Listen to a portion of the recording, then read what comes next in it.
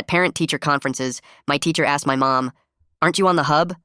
"Excuse me?" My mom's voice said loudly. Mr. Leonard's face flushed red as he realized what he'd said. "I'm sorry. That was inappropriate. I just thought I recognized you." "Show me." My mom's knuckles were white, gripping her purse. He reluctantly turned his phone toward us. My stomach dropped seeing my mom's face edited onto an explicit video. The username was Jason Beast 2010, Jason Fitzgerald, the kid who'd been making my life hell all year. My mom took photos of the screen with shaking hands. We left immediately and she called her lawyer from the parking lot. Within days, they'd traced it back to Jason's house. His parents begged us not to press charges, but my mom was done. "Your son made illicit content of me. He's facing consequences." The lawsuit revealed Jason had made multiple deepfake videos. During his deposition, they asked why he'd targeted our family specifically. Jason started crying and pointed at me. "Ask him about the note." Jason's voice cracked. "What note?" I was genuinely confused. "The one I left in your locker in February. You threw it away without reading it." He was sobbing now. I vaguely remembered finding a crumpled paper and tossing it, thinking it was trash. Jason kept talking about how that was his confession, how I'd rejected him, how he'd wanted revenge for the humiliation. The room went silent. His parents looked shocked. My mom's jaw dropped. Jason had created illegal content of my mother because I'd accidentally thrown away what was apparently a love note. "You did this because of a crush?" My mom's voice was ice. Jason's lawyer tried to stop him, but he kept going. Explained how he'd learned deepfakes online, how he'd spread them hoping to hurt me like I'd hurt him, how he'd planned to comfort me after and win me over. The judge ruled completely in our favor. Jason got probation and had to register as a sex offender. His family lost everything, paying damages and legal fees. We had to move across the state to escape what he'd done. My mom never recovered. She quit her job and barely left the house. The videos had spread too far to contain. Jason had destroyed her life over a middle school crush I never knew existed. "Videos like this ruined my marriage to your father. His addiction chose pixels over family, and now that boy turned me into pixels to punish you." I'd never known that about Dad. That illicit addiction was why Mom kicked him out. Now Jason had weaponized the same thing that destroyed my parents' marriage to destroy us again. We settled into our new town trying to forget. New school where nobody knew, where the videos hadn't reached, where we could pretend to be normal. But I found Jason's note. My hands trembled as I opened it. Jason's handwriting from February. But this wasn't a love confession. It was a warning. "Your mom is really pretty. I found her Facebook. Did you know there are websites that can put anyone's face on anything? Just wanted you to know in case you ever make me mad. We should hang out more." Dash Jason quote. My blood went cold. This wasn't a crush revealed too late. This was a threat from the very beginning. Jason had been planning this for months before I'd ever rejected him. The whole sob story about unrequited love was a lie. I looked at the date on the note. February 3rd. I checked my phone's calendar.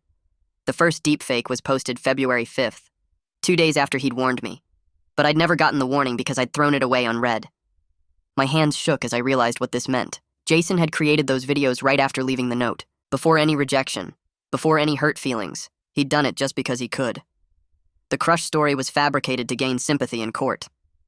I stared at the note trying to decide what to do. The case was closed. Jason was already sentenced. Showing this now would just reopen wounds that were barely starting to heal, but it also meant everything he'd said in court was a lie. My phone buzzed. Unknown number. My heart stopped when I opened the message. "Found your new address. Your mom still looks pretty. Everyone wants to see more of her." I stared at those words until they burned into my brain, my hands shaking so bad I nearly dropped the phone. The original note from February sat on my desk next to me, proof that Jason's whole sob story in court was a lie from the start. My thumb moved on its own, taking screenshot after screenshot. Then I forwarded everything to my email and cloud storage, making sure I had copies everywhere. The room felt too small and my chest got tight as I sat there in the dark, trying to figure out what to do.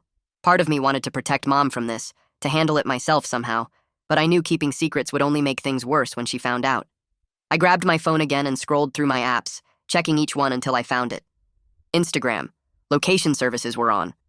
My stomach dropped as I looked at the last photo I'd posted 2 weeks ago at the local coffee shop, the location tag clear as day. This was my fault. Jason found us because I was careless, because I forgot to turn off one stupid setting on an app I barely even used anymore. My fingers moved fast, texting our lawyer's number even though it was past midnight, hoping maybe someone would answer. The auto reply came back immediately telling me to contact police for any urgent threats or safety concerns. I sat there for another minute, the weight of having to go through all of this again pressing down on me. Then I got up and walked to Mom's room. She was sleeping with her door cracked open like always now, a habit she'd developed since everything happened. I knocked soft at first, then louder when she didn't wake up. "Mom, I need to show you something." She sat up fast, already alert, already worried. I handed her my phone with the message still on screen, then gave her the February note I'd found. Her face went white as she read both, her hands starting to shake just like mine had. She didn't say anything for a long time, just sat there staring at the papers. Then she squared her shoulders and looked at me with this hard look I'd never seen before. "Get the house phone. We're calling the police right now." We sat at the kitchen table while Mom dialed the non-emergency line, explaining everything to the officer who answered. He told us to save all the evidence, not to delete anything, and definitely not to respond to the message. He said he'd file a report, and someone would follow up with us in the morning. There was something good about having it on record, about someone official knowing what was happening. Mom hung up, and we just looked at each other for a second before she opened her laptop. "We're locking everything down, right now." We spent the next hour going through every social media account we had, changing passwords, turning off location services, making everything private. Mom deleted her old Facebook completely, and I watched her face as years of photos and memories disappeared with one click. "Those don't matter anymore," she said, but I could tell it hurt. We made new email addresses, changed our usernames on everything, removed any photos that showed our new house or neighborhood. By the time we finished, it was almost 3 a.m, and we were both exhausted but too wired to sleep. The next morning came too fast. I dragged myself to the school, but everything felt different now. I found myself scanning the hallways, memorizing where all the emergency exits were, checking where the security cameras pointed. Every person who looked at me too long made my skin crawl. I counted the steps from my locker to the nearest bathroom, the nearest outside door, the main office. My math teacher must have noticed something was wrong because she pulled me aside after class. "Are you okay? You seem really anxious today." I just nodded and said I was fine, but she wasn't buying it. She wrote me a pass to the guidance office and told me to go talk to someone. I wanted to throw the pass away, but I went anyway.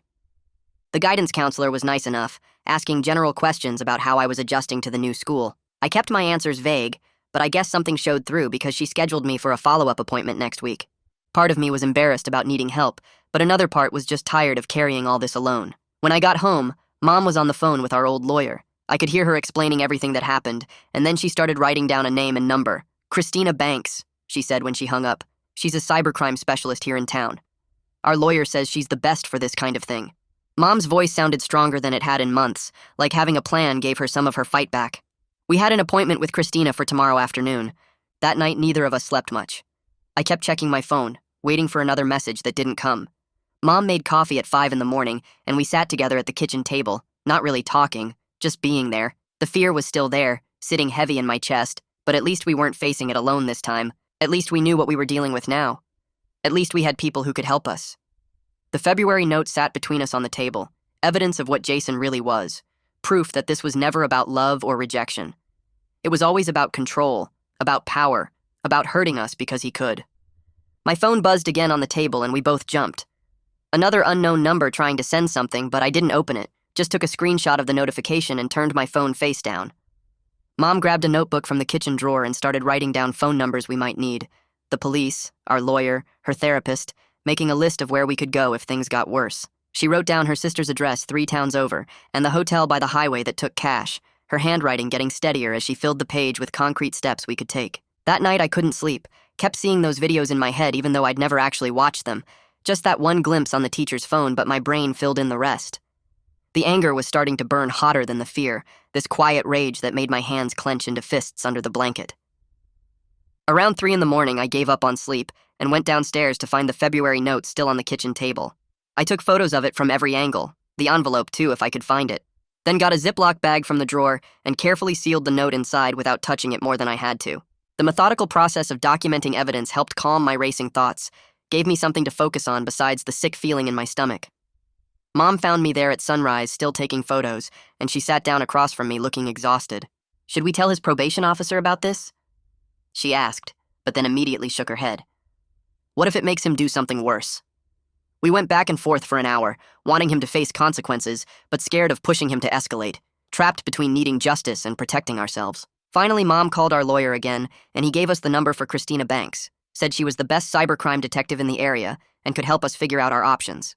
We got an appointment for a phone call that afternoon, and for the first time in days, I felt like maybe someone who actually understood this stuff could help us. At the school, I could barely focus, kept checking my phone for more messages, even though I'd turned off notifications. The guidance counselor must have noticed because she called me in during lunch. Ellis Marsh was younger than most of the staff, maybe 30, and he didn't push when I said I was dealing with some family stuff. "I can arrange flexibility with your attendance if you need it," he said, and I felt this huge relief that I wouldn't have to explain everything just to get help. That afternoon, Mom and I huddled around her phone on speaker while Christina Banks introduced herself, her voice calm and professional. She walked us through saving the message headers and metadata, explained how to export our call logs without losing any data. "Don't delete anything, even if you want to," she said. "We need everything intact for evidence." She scheduled an in-person meeting for next week and gave us her direct cell number. "If anything escalates, call me immediately." 2 days later, we got another call, this time from Roderick Payne, who introduced himself as Jason's probation officer. "I received your report about a potential violation," he said, and his voice was serious, not dismissive like I'd feared. He asked detailed questions about the messages, took down the dates and times, said he'd be reviewing Jason's compliance with his no-contact order. "This is a clear violation if it's him," he said. "I take these things very seriously." I started to trust that maybe the system would actually work this time. Christina called back the next day with more instructions about preserving digital evidence. She explained how to save screenshots with the metadata intact, how to document the chain of custody for everything we collected. My anxiety eased a little with each concrete step she outlined, each specific action I could take instead of just waiting for the next bad thing to happen. That night, Mom and I sat at the dining room table with both our laptops, going through every setting on our Wi-Fi router, changing the password to something long and random. Her hands shook as she typed, but she didn't stop, didn't give up, and we worked through the list Christina had given us. We changed every password we had, enabled two-factor authentication on everything, removed our address from every website we could find. It took hours, but we did it together, this weird bonding experience over security settings and privacy options. The next morning at the school, Ellis checked in with me briefly. Just a quick, "How are you doing?" in the hallway that didn't draw attention. He'd arranged for my teachers to be flexible about deadlines without telling them why, just that I was dealing with something at home. The relief of not having to explain everything to everyone was huge. Roderick called again that afternoon, said he'd started investigating and found some concerning things. "There's an old tablet that wasn't on his registered device list," he said. "I'm conducting a full compliance check tomorrow." He explained that any violation could mean stricter probation terms or even jail time, and while part of me wanted Jason to face the harshest consequences possible, another part just wanted him to leave us alone. Christina met with us in person finally, a woman in her 40s with kind eyes and a no-nonsense attitude. She looked at everything we'd collected, the February note, the screenshots, the call logs, nodding as she made notes. "You've done everything right," she said, and Mom actually smiled for the first time in weeks. Christina explained that she could trace the messages even if they came through anonymizing apps, that there were always digital breadcrumbs if you knew where to look. She took copies of everything and said she'd start her investigation immediately. That night I actually slept for more than 2 hours straight, still waking up a lot, but not the constant alertness I'd had before. Mom had started seeing her therapist twice a week now, and while she still wasn't leaving the house much, she was at least talking about maybe going to the grocery store next week. We kept our phones on silent after 9 p.m., this new rule we'd made to give ourselves some peace. The safety plan Mom had written was taped to the refrigerator now, and every time I saw it I felt a little more in control, a little less helpless. The next day at the school, a girl from my history class walked up to my locker while I was getting my books. Lainey Guzman had been sitting near me all semester, but we'd never really talked before. She asked if I wanted to sit with her at lunch since I'd been eating alone in the library most days.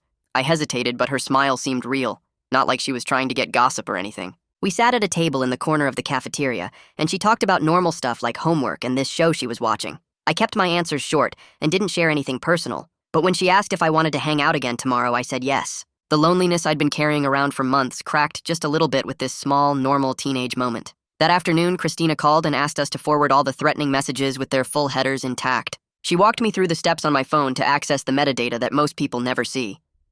Mom sat next to me as we went through each message, saving everything to a folder Christina could access remotely. My hands weren't shaking anymore as we worked through the technical steps together. Christina explained she needed our complete phone records, too, and gave us the exact format the phone company would need for the subpoena. The helpless panic I'd been feeling for days was slowly being replaced by this focused cooperation, like we were actually doing something instead of just waiting for the next bad thing.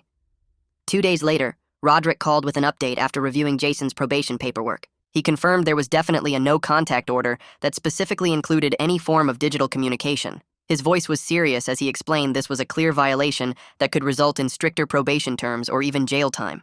The validation that someone was taking this seriously mixed with dread about having to go through more hearings and legal stuff. Christina had warned us that getting the subpoenas approved and gathering evidence would take time. Days turned into a week of waiting while paperwork moved through the system at its own slow pace. I wanted things to happen faster, but Christina reminded us that doing everything properly was more important than rushing. My frustration with how long everything took battled with trying to be patient about following the right procedures. Mom was looking through her old social media one evening when she found something that made her gasp. Someone had left a disgusting comment on a photo from 3 years ago on some random website we didn't even know had copied her pictures. The comment referenced the deep fakes and said horrible things about what she deserved. Mom's hands shook as she screenshot it, but this time her grief was shifting into anger, focused outward at Jason, instead of inward at herself. The next morning, our neighbor knocked on our door holding his phone. He showed us footage from his doorbell camera from last Tuesday at 2 in the morning. A car had been sitting in front of our house with its lights off for almost 20 minutes before driving away slowly. You couldn't see the driver clearly, but the make and model matched the car Jason's family owned. Fear edged into this constant state of looking over our shoulders as we realized we might be under actual physical surveillance, not just digital harassment. I called Ellis right away, and he said he'd talk to the administration about increasing security without making it obvious. By the next day, the school had arranged for someone from the office to walk near me between classes, making it look like they were just heading the same direction. The security guard started doing more frequent walks past my classrooms, too. I hated needing these visible precautions, but accepted them because staying safe was more important than my pride. Lainey and I had been eating lunch together for a few days when she showed me a funny picture she'd posted on her social media. My stomach dropped when I looked closer at the selfie she'd taken at the bus stop near school. In the window behind her, you could clearly see the reflection of our street number from the building across from the stop. She had no idea she'd basically posted our location for anyone following her account to see. The sting of thinking she might have done it on purpose hit me hard before logic kicked in, and I realized it was completely accidental. I pointed at the reflection and watched her face go white when she understood what she'd done. She immediately deleted the photo and started apologizing over and over about not being more careful. Her genuine panic and concern helped my hurt feelings move toward cautious forgiveness, as she promised to be more aware of backgrounds in her photos. She even went through her whole account looking for anything else that might give away information about where I lived or went to the school. We spent the rest of lunch with her showing me each photo before she deleted anything questionable, this weird bonding moment over digital safety. Christina called that evening with preliminary results from tracing the threatening messages. The technical details went over my head, but basically someone had used an old tablet or phone that only connected through Wi-Fi and ran everything through apps designed to hide their location. She explained how these masking apps worked and why they made tracing harder but not impossible. The uneasy clarity about Jason's methods made me realize how much planning had gone into trying to terrorize us while avoiding getting caught. Roderick called 2 days later saying he needed to check Jason's registered devices as part of routine monitoring. He went through the list with me on speaker while Mom listened from the couch. Jason's phone was accounted for, and his laptop showed normal usage patterns within the restrictions. But then Roderick paused and mentioned an old tablet that wasn't on the original inventory from when Jason was sentenced. The tablet had been in a drawer at his house, and nobody thought to log it since it seemed broken. My stomach tightened hearing this, because a broken tablet could still work on Wi-Fi for sending messages. Roderick said he'd flag this for further investigation, and hung up promising to keep us updated. That same afternoon, Mom's phone rang from a blocked number, and she made the mistake of answering it. Nobody spoke, but she could hear breathing on the other end before the line went dead. Her hands started shaking, and her breathing got fast and shallow like she couldn't get enough air. I grabbed her shoulders and helped her sit down on the kitchen floor while counting out loud for her to match my breathing. We'd watched videos about panic attacks after the first few happened and practiced this technique together. After 10 minutes, she was breathing normally again, but we both stayed on the floor holding each other. The next morning, Bridget Casey called for a phone consultation Mom had scheduled through a referral service. I could hear Mom's voice from her bedroom as she talked about what happened and why she was scared to leave the house. Bridget's voice was calm, and she didn't push Mom to commit to anything right away. They talked for 45 minutes, and Mom came out looking tired but less tense than before. She said Bridget seemed nice, and they'd scheduled another call for next week to talk about maybe doing video sessions. At the school, Ellis had arranged for me to join a support group that met during lunch on Wednesdays. I walked into the conference room expecting it to be awkward, but the other 5 kids there just nodded when I sat down. One girl was talking about how someone posted her address online after she reported harassment at her old school. Another kid mentioned getting hundreds of messages after someone shared his number in a hate group. Nobody asked me to share my story, and I just listened, feeling less alone than I had in months. That evening, I sat at my desk and started writing a victim impact statement, even though I wasn't sure when or if I'd use it. The words came out jumbled at first, but then I found a rhythm describing how this affected our daily lives. I wrote about Mom quitting her job and us having to move and the fear that followed us everywhere. Writing it down made me feel less powerless even if nobody else ever read it. Christina called the next day with news that made my hands clench into fists. She'd traced the username JasonBeast2010 to a data broker site where someone had purchased our new address 2 weeks ago. The payment came from a prepaid card, but the email used for the account had been active recently. This was proof that someone was actively stalking us and not just making empty threats. She said this gave them enough evidence to move forward with violation proceedings. Roderick called an hour later to confirm he was filing paperwork for an expedited probation violation hearing. He explained that the evidence Christina found combined with the unregistered tablet created a pattern of concerning behavior. The hearing would happen within 2 weeks instead of the usual month-long wait. My anxiety spiked thinking about seeing Jason again, but relief washed over it, knowing something was actually being done. That night, Mom mentioned something that caught me off guard while we were eating dinner. She said Dad had texted her last week after months of no contact asking how she was doing. She hadn't responded, but seeing his name had brought back all the pain from their divorce. She looked at her plate and said she didn't want to deal with him on top of everything else happening. I squeezed her hand, and we finished eating in silence. Later that night, I pulled out the February note again and read it for the 10th time. The lie Jason told in court about having a crush kept bothering me because it changed everything about why this happened. I decided the judge needed to know the truth about Jason's premeditation, even if it meant admitting I'd kept the note secret at first. The shame of not showing it earlier didn't matter as much as making sure Jason faced consequences for what he actually did. I took photos of the note with my phone and emailed them to Christina with an explanation of when I'd found it. The next day at lunch, Lainey asked if I wanted help making my online stuff more private after I'd mentioned being worried about data brokers. We spent the whole period on her laptop going through removal request forms for different sites that sell people's information.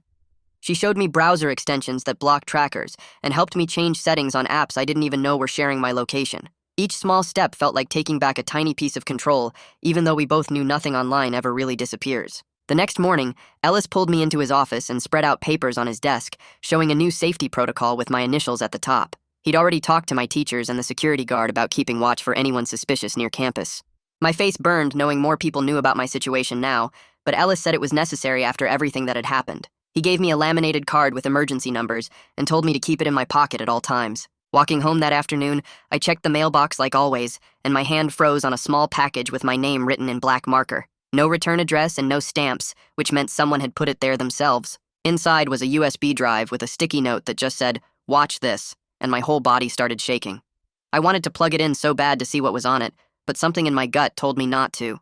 I called Christina right away, and she told me to put it in a plastic bag without touching it more. She came by within an hour wearing gloves and took the USB with her. She explained how these things could have viruses that steal passwords or tracking software that shows your location. She said I did the right thing not plugging it in, and that made me feel better about resisting the urge to look. 2 days later, Christina called with news that made my skin crawl. The corner store near Jason's old neighborhood had security footage from last week, showing someone who looked just like him buying a pack of USBs with cash. He wore a baseball cap pulled low, but the height and build matched perfectly. The store clerk remembered him because he'd asked specifically for the cheapest ones they had. Christina said this was enough evidence to move forward, and Roderick would be contacting Jason's family soon. That same afternoon, Roderick left a voicemail saying he'd sent formal notification to Jason's parents and their lawyer about the probation violation hearing. He said it would happen in about 10 days, and we'd need to be ready to testify. The official papers would arrive by certified mail, and Jason would have to appear or face immediate arrest. My hands got sweaty just thinking about being in the same room as him again. Mom had been doing phone sessions with Bridget for weeks, but today was her first time going to the actual office. I waited in the car while she went inside and watched her take deep breaths before opening the door. She stayed in there for 50 minutes and came out looking tired but somehow lighter. She told me they'd set a goal for her to leave the house at least 3 times a week, even if just for short trips. It wasn't much, but seeing her try made something loosen in my chest. That evening, I finally gave Christina the original February note that I'd been keeping in my desk drawer. She took photos of it from every angle and put it in an evidence bag with the date and time written on the label. She said this would help show the pattern of threats and planning, even though it wouldn't add new charges since the case was already closed. I worried about what Jason might do if he found out I'd kept the note, but Christina said we needed everything documented. A few days passed, and we got word that Jason's lawyer had filed a motion to exclude the note from the hearing, since it wasn't part of the original case. The judge reviewed it and decided to allow it as context for understanding the harassment pattern, even though it couldn't change the existing verdict. Christina said this was still a win because it showed premeditation and would matter for the probation violation. That night, Lainey came over to work on homework and noticed I kept bouncing my leg and cracking my knuckles. She asked if I was okay, and I told her about the hearing coming up. She showed me this breathing thing where you breathe in for 4 counts and hold it for 4 and then out for 4. We practiced it together for a few minutes, and she said her therapist taught it to her for panic attacks. Before she left, she made me promise to do it every night before bed, and honestly, it did help me fall asleep easier. The day before the hearing, Christina and Roderick came to our house to go over what would happen. They sat at our kitchen table and walked through the whole process step by step. Roderick would present the evidence first, and then Christina would explain the technical stuff about the messages and USB. They'd probably call me to testify about finding the USB and receiving the threats. Christina said to just tell the truth and not to look at Jason if it made me nervous. They practiced questions with me like whether I'd had any contact with him and if the threats had affected my daily life. Mom sat next to me the whole time, squeezing my hand when my voice shook. By the time they left, I felt ready, even though my stomach was in knots. The morning of the hearing, I threw up twice before we even left the house. Mom held my hair back and rubbed my shoulder while I gripped the toilet seat. The courthouse was 40 minutes away, and we drove in silence except for the GPS giving directions. I kept checking my phone to see if Christina or Roderick had sent any updates, but there was nothing. The parking lot was half empty when we pulled in, and I saw Jason's parents' blue minivan already there near the entrance.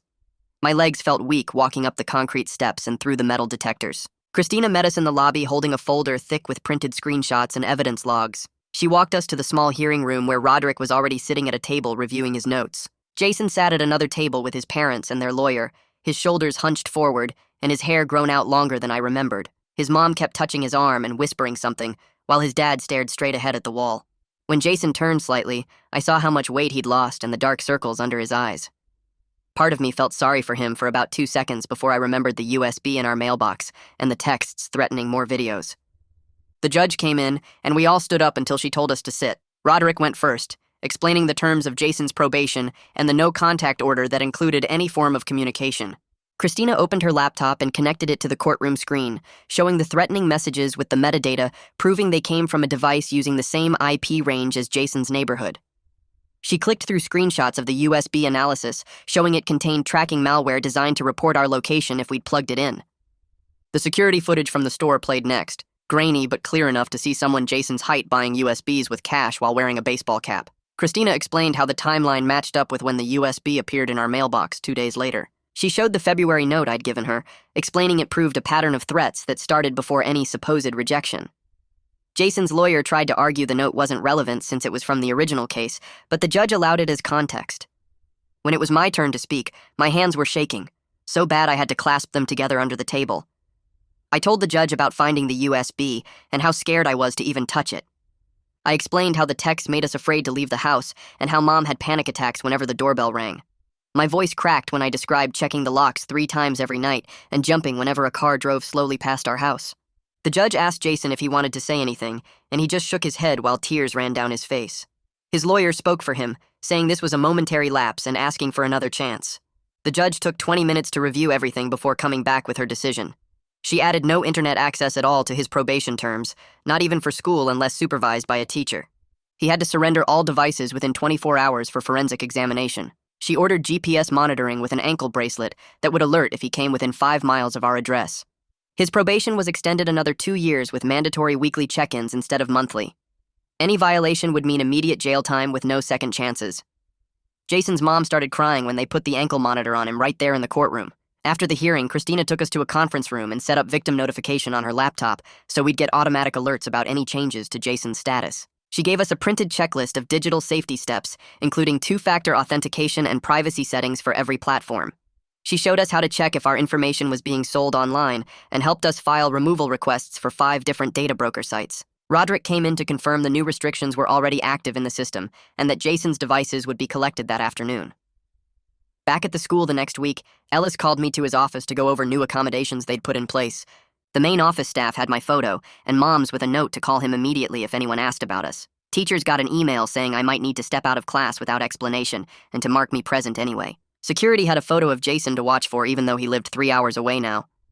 Ellis gave me a hall pass that let me go to his office anytime I felt unsafe without needing permission. He set up weekly check-ins where we'd just talk for 15 minutes about how things were going. Lainey asked me to join her science fair group project about water filtration, which meant staying after school twice a week in the library.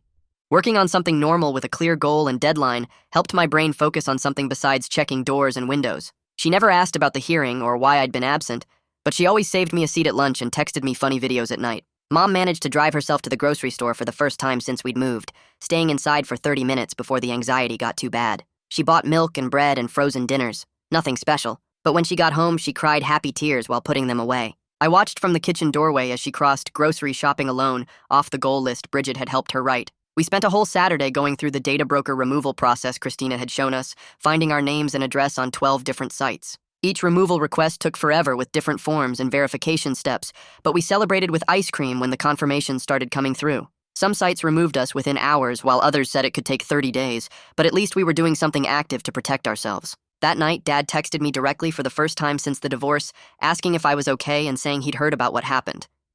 I stared at the message for 10 minutes before typing back that I wasn't ready to talk, but would let him know when I was. He replied immediately saying he understood and would wait however long it took.